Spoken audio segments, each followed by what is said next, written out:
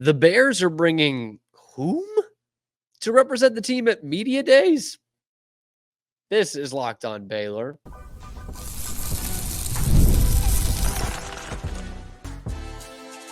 You are Locked On Baylor, your daily podcast on the Baylor Bears. Part of the Locked On Podcast Network, your team every day. Welcome to another episode of Locked On Baylor, brought to you by FanDuel and part of the Locked On Podcast Network, your team every day. And thank you for making it your first listen today and every day. I am your host, Cam Stewart. There we go, of ESPN Central Texas and the Cam Show on the Rogue Media Sports Network. Thank you again for making it your first listen just all the time, every day. First thing you do in the morning, I know, is turning on Locked On Baylor. And I super appreciate that. We do have media days starting today in Vegas. And what happens in Vegas stays in Vegas and on the Big 12 Now on ESPN+. Also, we're going to take a look at the women's basketball roster, which has been finalized, and why I think it is good enough to play very deep into March and potentially April. And also, there were some transfer rankings on the men's basketball side that came out, and Baylor did not do as well as I thought, but we're going to talk about why that might be deceptive. Or does Baylor really need to look out? I think it's more deceptive. But starting with football media days hitting the Sin City this week out in Vegas, Allegiant Stadium, pretty big to do out there in the desert. And look, I am one who, even as loosely part of the media days do nothing for me. They're usually just, no one's going to say bad things about their team. You have kind of one storyline that goes on throughout like the entirety of it. Ollie Gordon's going to be up there answering questions about his DUI. Like, that's about as entertaining as it's going to get. But when you're looking at the standpoint from a team of who they're going to bring, you're thinking seniors, leaders, guys who have been out there and done it before, or if they're not seniors, they're big impact players, a guy like Ollie Gordon, to use that example again from Oklahoma State. And Baylor announced who they are taking, and it's most of the usual suspects, right? Matt Jones, super senior on the team, going to be the leader on the defense. Richard Reese, that's good. That probably means a bigger role, but a guy who we absolutely know, Big 12 Freshman of the Year in 22. Carl Williams, guy whose star rose a little bit last year, young guy, but one that you're like, okay, that's a bit of an outside shot. And Keaton Jackson, or Catron, whichever Dave is calling him. He is coming in as an experienced guy who's got years under his belt, both at Arkansas and at Baylor. He's done this rodeo a few times. And then the fifth guy, Keaton Thomas, the linebacker transfer from junior college, Northeast Mississippi Community College, coming in from the JUCO ranks, and he's going to represent your team at media days? That's an odd one, and great for the people who pluck at these kinds of things, much like myself, to think, wow, Baylor sending a JUCO guy out there to represent their team. Well, it's not the first time he's spoken to the media. In fact, he spoke to the media after Baylor's spring finale, and he factors to be, or should be, a big part of this defense. And here's what he had to say about the defense at the end of spring practice. Yeah, I mean, I'll be honest. I think we have the potential to be the best, if not one of the best, in the Big 12 next season. Just from the start, we start off really with the basics, really understanding offensive schemes, offensive concepts, how to attack blockers, how to leverage your spill versus counter or pullers.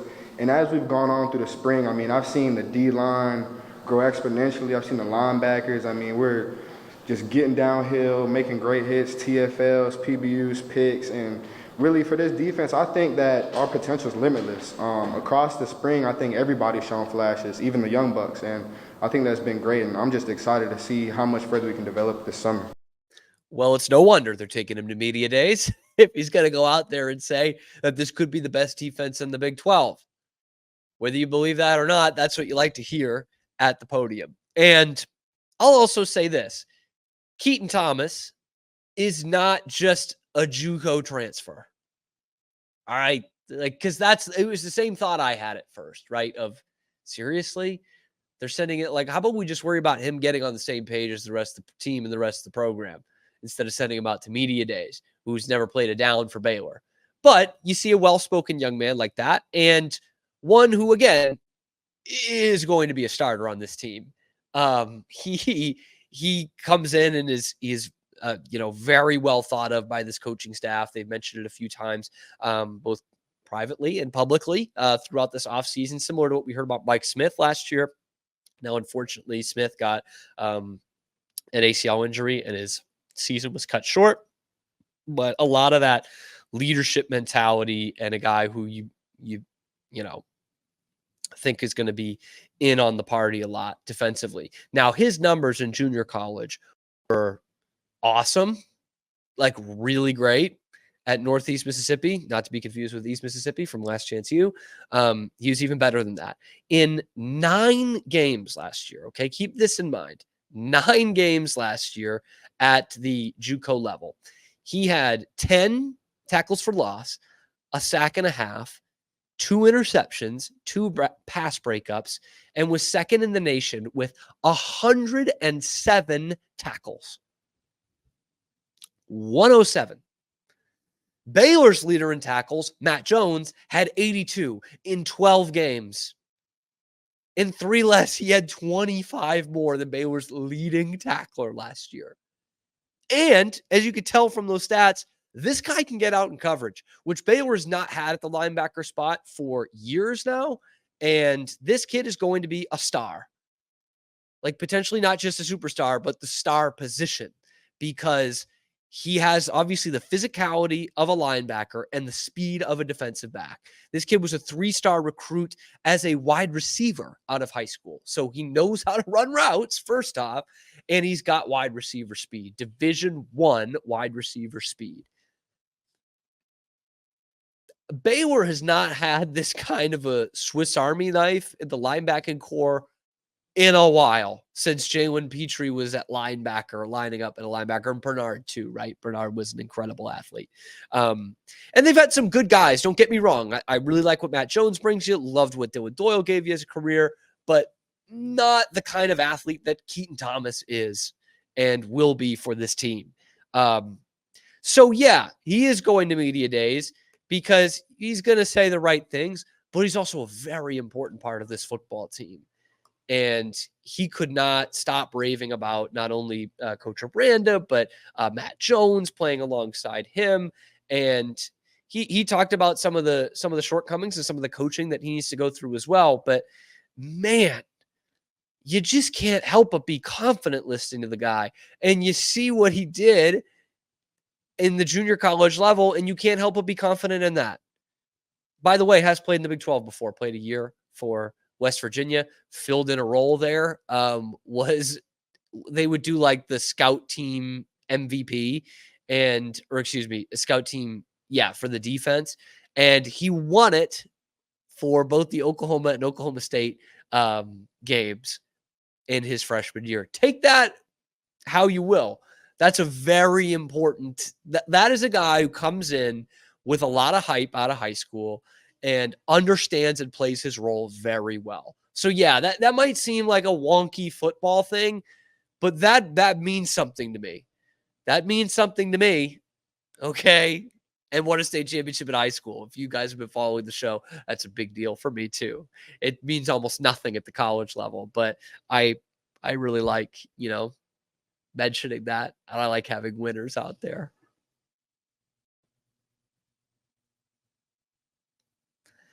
Today's episode of Locked On Baylor is brought to you by our friends over at FanDuel. Now, you guys know this. I talk about it every day.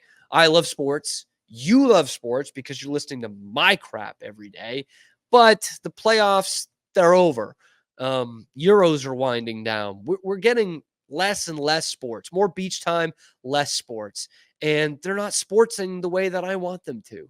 But FanDuel lets me keep the sports going whenever I want. All I got to do is open the app. I can dream up any bets when I'm in the mood. And this summer, FanDuel is hooking up all customers with a boost or a bonus every day. That's right. There's something for everyone every day, all summer long. So head over to FanDuel.com, start making the most out of your summer. Make those pitches count, make those free kicks count, all of it, okay?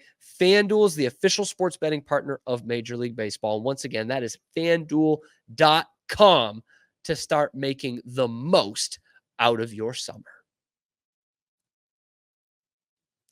But of course, Baylor is a basketball school now, right?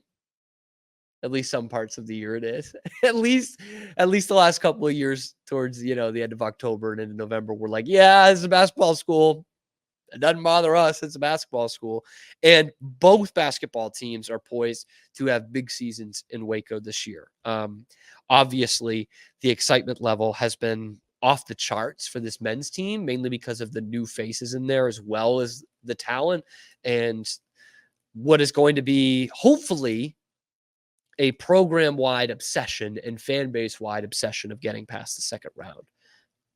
But I'm here to talk to you about the Baylor basketball team that did make it past the second round last year, and that is the Baylor women's basketball team, making it to the Sweet 16 and very nearly knocking off number one USC. Had a lead in the fourth quarter, couldn't quite hold on to make it to that Elite Eight, which would have been a humongous step for the program. Excuse me. But this year is a big year for Nikki Collin and her team. The expectations are there.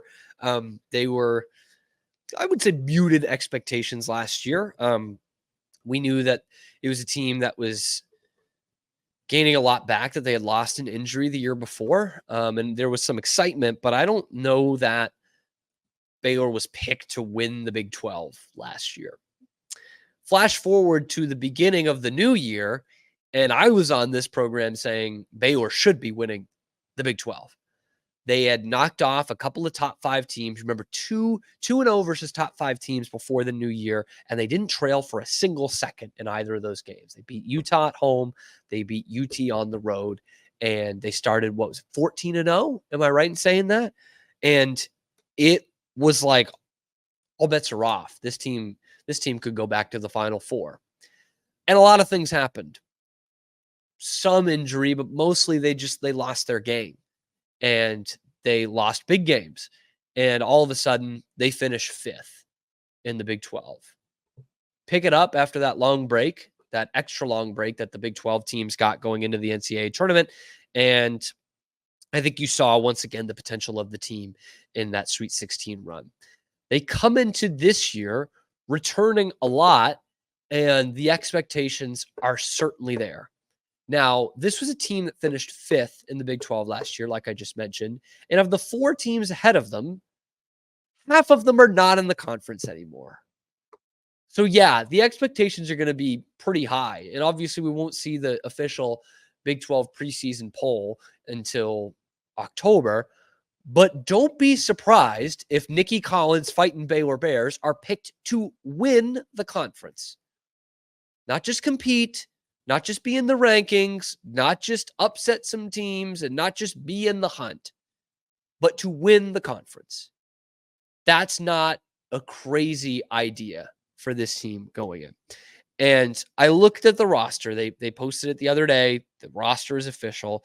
And that just kind of added to the expectation for me. You've got some new faces in there. Ines Goryanova. Got it. I've been trying that for months. Obviously, Waida Jennings. You brought in Aaronette Vonleh from Colorado. Kyla Abraham comes in, and some big-time returners. Obviously, Yaya Felder gave you some, really a great season. Not just some great games, but a great season off the bench. Hit a bit of a snag towards the end of that conference schedule, but once again, stepped it up in the tournament. Jada Walker was awesome for you in the tournament. And even when her and Felder were slumping, Jana Van Geitenbeek was picking up a lot of the slack in that backcourt. She comes back as well. Dariana Littlepage Bugs, big fan of her. She turned it on again late in the season as well. Sarah Andrews comes back. Bella Fauntleroy is going to be one of the best wings, if not the best wing in the conference this year. That is a Big 12 championship roster. And what I liked the most about last year, through better or worse, is we saw Nikki Ball and what that's supposed to look like. It was year 3, and it was really the first time we got to see Nikki Collins' brand of basketball, for better or for worse. Because her first year, you got Nalissa Smith. That's your play style. You have the best player in the country. That is your play style. Give the ball to one, get the heck out of the way. Second year, again, the injuries. It's like we didn't really see what that team was capable of. That's not excusing some of the losses, but you know what I mean. This past year, while there were some ups and downs, you saw it. It was a running gun team that really liked to get up and down the court. They were not necessarily a three-point shooting team, but were at their best when the three was going in, if that makes sense, because there were times, specifically towards the end of that conference schedule, where the threes were not going in. And Nikki Collins said it in there. She's like, I don't really think we're a three-point shooting team, but sometimes we think we are. They've got some decent enough shooters to be there. Sarah Andrews' shot was broken for a good part of that season, but we've seen what she's been able to do as a shooter over her career. So you've got leadership, you've got players that know what this system is and how it looks when it's good and how it looks when it's bad. I think of that Kansas State game last year at home, where they had a golden opportunity to knock off the team that was number 1 in the conference at the time. And they couldn't hit the broadside of a barn, and they didn't score the last, they had 2 points in the last 5 or 6 minutes of the game, and ended the game giving up a 6-0 run, and lost while leading late. I think it might've been 8-0 now that I think about it. And it was like, that's not what it's supposed to look like, versus the way they closed against Virginia Tech, where they got some good looks at the basket late in the game. You're like, that's what it's supposed to look like. That's what it's supposed to look like. But again, the 4 teams, this can't be overstated, I don't think. 4 teams ahead of you, 2 of them are not in the conference. Kansas State, I thought, overachieved last year with their best player hurt.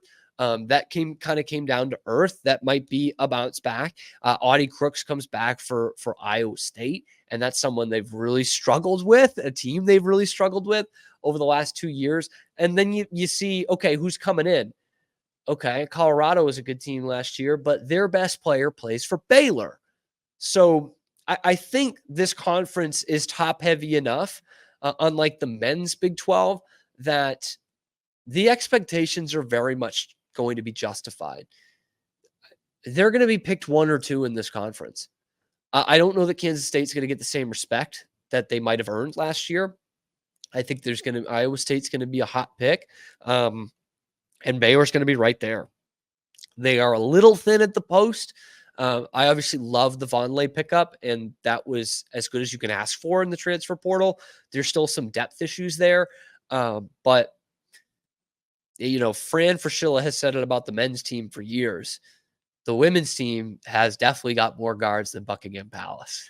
They are going to be a backcourt to be reckoned with, and one that I think is going to carry the team to the top of the conference, personally. And I do think it's a big year for Nikki Collins. I'm not saying she should be on the hot seat if they're not doing well, but this is year 4. She has all her players in for all intents and purposes. I know Sarah Andrews played for a year for Bulky, but you've got your team, you've got your style, you've got your pieces out of the transfer portal, and God willing, you have your health, as in the health of your team and your personal health as well. But the health of your team for a full season. And I'm thinking into year 4 that all comes together in whatever that may look like. I think it's going to be a season at the top of the conference standings. Baylor men also added quite a bit, not only in the transfer portal, but in the recruiting class as well. And I think this offseason has been mission accomplished for Baylor men's basketball. I'm really hoping that isn't memed into the George Bush mission accomplished picture. I hope that means you're going past the first weekend of the NCAA tournament and all that comes with that.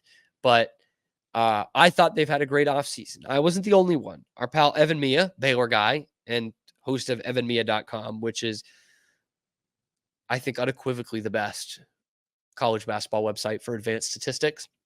Obviously, Ken Palm's got its own rankings, which are great, but Evan Mia breaks down everything with the best statistical literacy that you can have. And he did the 2024 transfer class rankings. Baylor's in the top 10 from what I can eyeball. He doesn't put numbers next to it. Sorry. 11th. They are 11th and 3rd in the Big 12. Now that came as a bit of a surprise to me. I'm not going to lie. I'll read off the teams. St. John's first, followed by Vanderbilt, Louisville, Indiana, Kansas State, Missouri, Michigan, Arkansas, Memphis, Kansas, and then Baylor, just ahead of Kentucky, Ole Miss, UCLA, also known as UCLA, Tech, and West Virginia. So a couple more Big 12 teams in there. So Baylor comes in at 11th and 3rd in the Big 12. I was like, really? I thought Baylor had a great recruiting class in the transfer portal. And that's true. And Evan Mia does say, I also put in, some weight to teams that have smaller classes, but brought in a lot of quality. And that's Baylor, right? Small class, but a ton of quality. Really 3 guys, for not including Dubravcic, who comes in from overseas, but it comes in as a sophomore. 3 guys in Jalen Celestine, Jeremy Roach, Norchad Omier. And I was like, man, I feel bummed out. I'm kind of worried about Kansas State. Obviously, Kansas is going to be probably ranked ahead of them. Like, is it really that far off? And then I remembered Kansas State and Kansas, who did have pretty darn good transfer portal classes. I remembered something key about them that does not necessarily ring true for Baylor, or not in the same ballpark. Kansas and Kansas State needed to fill out the roster with the transfer portal, like all the way. We heard like the quotes from Bill Self before the end of last season. He basically gave up on the team before the end of last year. He punted the Big 12 tournament, and I kind of did as well the first weekend, and was hoping to just use that Kansas magic to get out of the first weekend of the NCAA tournament. They did not. And there were the quotes of, yeah, I started thinking about this next year a couple weeks ago. Damning, if not authentic. But that just goes to show you they needed a lot of help. And I don't know that everyone was expecting them to keep Hunter Dickinson. He did, and got some big-time players out of the portal, including Zeke Mayo, who might have been, by some publications, the number 1 guy out of the portal, Lawrence, Kansas native out of South Dakota State. So that was one. Kansas State needed to replace a lot. They got some pieces I liked. You got Onyenso from Kentucky, and, of course, Coleman Hawkins, the big guy, who was 3rd team Big Ten. For the hype, I thought he would have been Big Ten Player of the Year, but I think that guy better in the Big Ten went to Kansas in AJ Storr. And you get Coleman Hawkins, 3rd team All Big Ten guy, and a big name in the transfer portal who had originally declared for the draft, going to Kansas State. So I look at Baylor. They needed to fill some holes, definitely, but they did not need to replace the whole roster, which Kansas and Kansas State essentially needed to do. And I think that hurts Baylor in these rankings, but it might help them overall. Like, I think Kansas State is still a danger team in the Big 12. I think Kansas will be ranked slightly ahead of Baylor, but I don't think it's crazy to say Baylor's going to have a better team than Kansas. I don't, and I wish they played twice this year. I think it's a travesty that they don't. But Baylor's right up there. They got the pieces they needed, and got really high-level pieces, especially with Roach and Norchad Omier. They said, we could really use another point guard for Rob Wright to study under, and we need a big, aggressive, gritty big. And those are about the 2 best you could have got at those positions. Guys who have Final Four experience, all-conference resume, and a ton of games under their belt. So that helps. What also helps, and something that Kansas hasn't really had the last couple of years, and certainly Kansas State won't have, is an all-time good recruiting class for their program. Baylor's got that. So, we talk about bringing in Norchad O'Meara and Jeremy Roach in the transfer portal. That's awesome. That's sick. But what if I told you you're also bringing in VJ Edgecombe? That's better than most transfer guys coming in through the portal. Let's be honest. So you bring in VJ Edgecombe, you bring in Robert Wright, you bring in Jason Asamoah as well. And Marino Dubravcic, future Big 12 player of the year, Marino Dubravcic, or something like that. So it just goes to show, and every time I talk about this team, I just get more and more excited. More and more, I just want to say, God love football, but let's get to November. And this was, in a weird backwards way, another reminder of that, because Baylor was not as high in the transfer rankings as I thought, but I thought upon further review, that's probably good because they have a great roster overall. Anyway, let me know what you think about that. Should they be ranked ahead of Kansas? Should they be ranked ahead of Houston? Because I've been thinking about that the last few days, but that's another segment, another episode. Drop that down in the comments below. Let me know what you think about this Lady Bears team, whether they can go that far, or is it just too much of a logjam at guard and not enough in the post? Drop that down in the comments below. And who you're most excited about, player-wise, for this Baylor football team. Because honestly, I might be most excited for Keaton Thomas. DeQuan Finn, obviously, being the position and the accolades he's had at the group of 5 level. Drop that down in the comments below. Be sure to like and subscribe. Ring that notification bell to get notified every time we're dropping an episode on YouTube or wherever you get your podcasts.